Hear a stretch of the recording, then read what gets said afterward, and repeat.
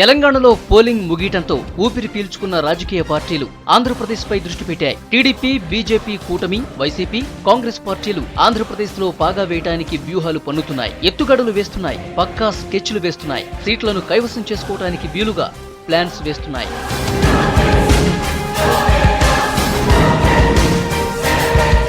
Polling తేదీ దగ్గర పట్టడంతో ప్రచారాన్ని తీవ్రతరం చేశారు అభ్యర్థులు. అన్ని పార్టీల అతిరథ మహారథులు రంగంలోకి దిగారు. టీడీపీ, బీజేపీ కూటమి తరపున నరేంద్ర మోడీ, చంద్రబాబు, పవన్ కళ్యాణ్లు ప్రచారానికి శ్రీకారం చుట్టారు. రాయలసీమలోని చిత్తూరు జిల్లాలో ఒక దఫా ప్రచారం పూర్తి చేశారు.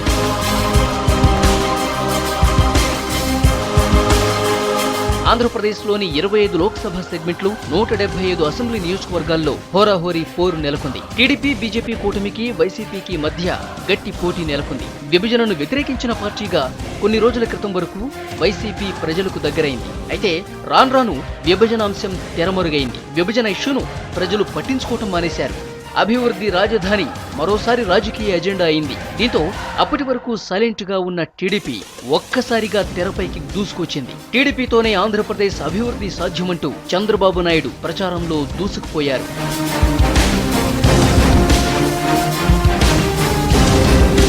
మొన్నటి వరకు అధికారంలో ఉన్న కాంగ్రెస్ పార్టీ పరిస్థితి అంతంత మాత్రంగానే ఉంది. చాలా నియోజకవర్గాల్లో అభ్యర్థులే దొరకలేదు. గుంటూరు లాంటి కీలక నియోజకవర్గానికి ఎవరికీ తెలియని వ్యక్తికి టికెట్ ఇవ్వాల్సిన పరిస్థితి నెలకొంది. కొన్ని చోట్ల టికెట్ ఇచ్చినా చివరకు అభ్యర్థే పార్టీ మారిన సందర్భాలు కూడా ఉన్నాయి.